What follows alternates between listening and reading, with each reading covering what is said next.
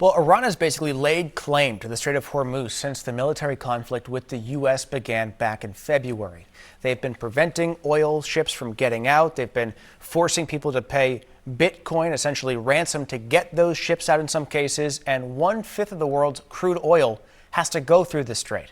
Given the situation, given rising prices, CNN's Jake Tapper recently asked Energy Secretary Chris Wright whether the U.S. should rely less on oil and more on renewable sources of energy like solar and wind power. Listen to this. We definitely want energy from everywhere we can get it. We're driving nuclear forward in the Trump administration. But in the last 20 years, the world spent $10 trillion on wind, solar, and batteries. It hasn't made it to 3% of global energy, and it's just driven up prices. All right, so let's dig into this claim. Our partners at PolitiFact looked into the Secretary's comments about solar and wind, basically reaching 3% of global energy at that huge cost. PolitiFact chief correspondent Lou Jacobson joining us now. So, Lou, what'd you find about this claim? Yeah, so there is data supporting Wright's statement that the wind and solar energy accounts for a small percentage of global energy, total energy, about 3.3%. At the same time, though, wind and solar have become significant sources for an important subset of energy, and that's generating electricity for homes and businesses, both in the U.S. and globally over the past 20 years.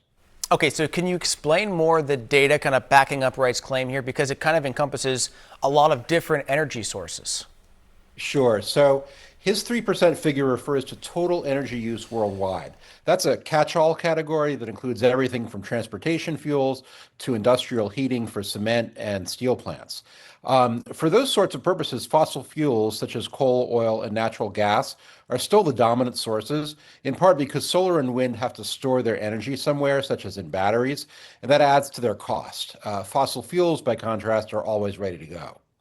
The Secretary, like most public officials, has a perspective on these things and a point of view. So on the other side of it, are there other aspects of the data that the Secretary may have overlooked when it comes to this claim?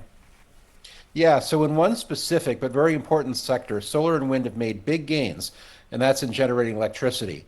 Around the world, the share from solar and wind has grown from almost zero in the early 2000s to 13% of the total in 2023.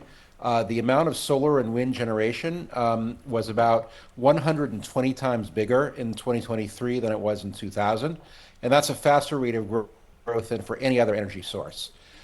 In the U.S., the share from solar and wind is higher still at about 14%.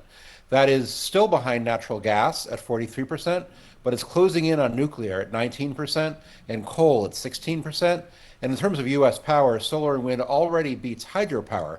Think of the massive dams like the Grand Coulee Dam or the Hoover Dam. So basically, Wright was correct in the specific claim he cited, but he kind of used it to draw a conclusion that was fairly misleading. So we gave it a rating of half true.